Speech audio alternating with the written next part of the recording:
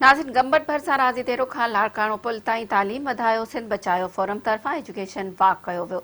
Rally में forum जे अॻुवाणनि doctor ग़ुलाम मुर्तज़ा खोड़ो, गस्टा जो मरकज़ी सदर मक़सूद महेस, आयशा खोसो, डॉक्टर ज़ुल्फ़कार राहूजो, पेटे अलीफ अॻुवाणनि, शागिर्दनि, शहरियनि वॾे अंग में शिरकत कई।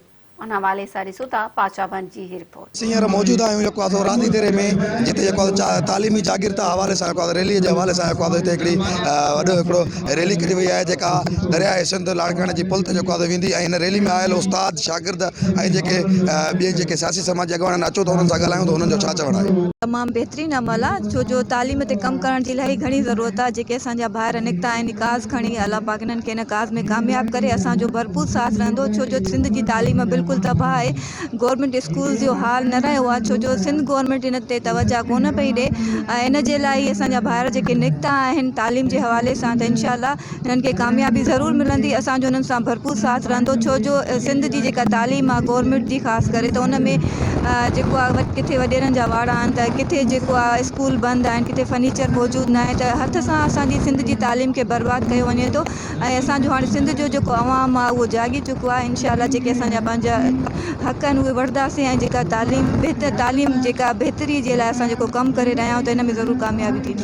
तालीम वधायो सिंध वधायो हिकु पहिरियों क़दम आहे डॉक्टर मुर्तज़ा खोड़े साहिब जी अॻुवाणीअ में हिकु फोरम जोड़ियो वियो आहे, जंहिं तहत राज़ी तेरे खां लाड़काणे पुल ताईं तालीमी पंधु कयो वेंदो। ऐं फ़क़ति उन में हिकु ॿ शयूं अहम आहिनि।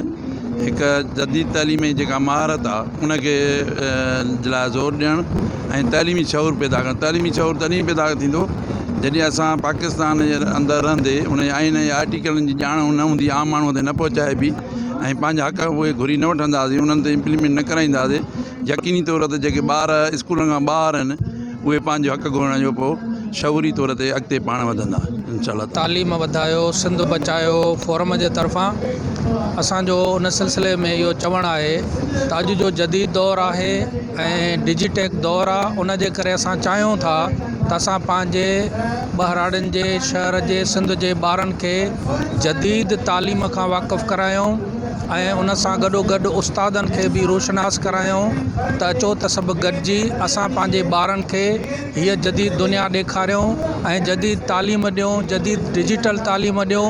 ऐं असां सभु चाहियूं था त असां ॿारनि खे ऐं वालिदेन खे जदीद डिजिटेक ऐं जेको आहे वर्चुअल वर्ल्ड वारी जदीद दुनिया वारी तालीम ॾियूं। अॼु जो प्रोग्राम जेको तालीम वधायो सिंध बचायो तरफ़ां ऑर्गेनाइज़ कयो वियो आहे, सिंध जे तालीम जे बहितरीअ में हिकिड़ो अहम मोड़ साबित थींदो। हर सिंधी हर माण्हूअ खे जेकॾहिं तालीम जे बहितरीअ लाइ अहिड़ो हिन तरीक़े जो किरदारु अदा करणु खपे, जे अहिड़े ई तरीक़े सां जेकॾहिं प्रोग्राम ऑर्गेनाइज़ कया विया त सिंध जे तालीम खे जेका तकलीफ़ आहे हिकु न हिकु ॾींहुं उहा तालीम दुरुस्त थींदी। ऐं हीअ तालीमी वाक जो सिलसिलो हिते रुकजणु न खपे। अहिड़े तरीक़े हीअ जागीरता वारी मुहिम पूरी सिंध में हलणु खपे।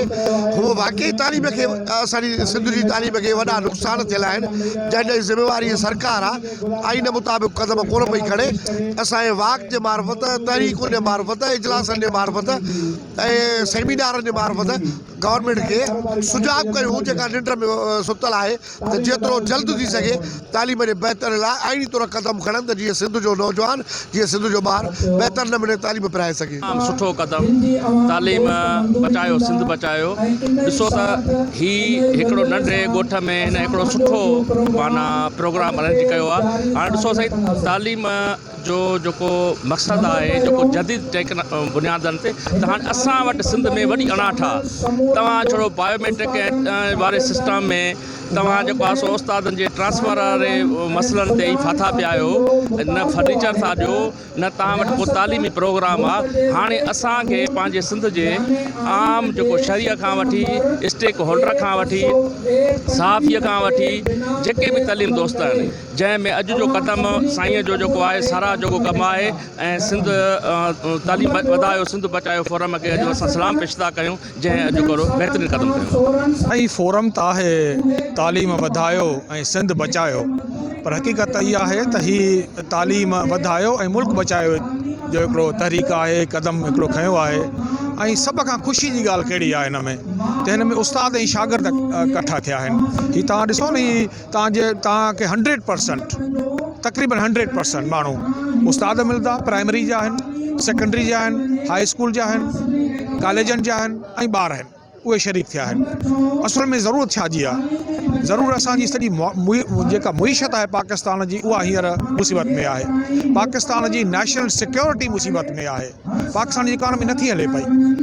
तव्हां कर्ज़ु वठी वठी थकी पिया आहियो, कर्ज़ु मिले तव्हांखे कोन थो पियो। सिंध जे अंदरि तालीम जो वॾो इशू आहे। अच्छा, सिंध में त मां हिकिड़ी गुज़ारिश कयां, सिंध जी तमामु घणी तालीमी बजट आहे। 212 अरब रुपया पर साल हुई, 244 अरब हिन साल आहे, पर पोइ बि स्कूल बंदि पिया आहिनि। तव्हांजी हिकु रिपोर्ट तव्हां सभिनी खां ॿुधी त तक़रीबन कोई 67 लख ॿार ॿाहिरि आहिनि। तव्हां छा था सम्झो त जंहिं सूबे में 67 लख ॿार ॿाहिरि हुजनि उहो सुबुह तरक़ी कंदो? उहो कॾहिं कोन कंदो। ऐं जेके अंदरि आहिनि पंहिंजो 49 लख ॿार जिन जेके आहिनि बि सही, या 45 लख सॉरी, जेके आहिनि बि सही, भई उन्हनि वटि वॉशरूम कोन्हे, पीअण जो पाणी कोन्हे, उन्हनि जे लाइ बिजली कोन्हे, उन्हनि जे लाइ लाइब्रेरियूं कोन्हनि, उन्हनि जे लाइ उस्ताद कोन्हनि, किताब कोन्हनि। त हीअ सूरत हाल ॾाढी गंभीर सूरत हाल आहे। ऐं इन सां इहे ई ॻाल्हियूं इन्हनि ई हालतुनि में मुल्क तबाह थींदा आहिनि। इन्हनि ई हालतुनि में मुल्क कॾहिं तरक़ी न कंदा आहिनि। तंहिंजे करे ही सभु दोस्त निकिता आहिनि। इनशाअल्लाह हिन खे अॻिते वठी हलंदासीं।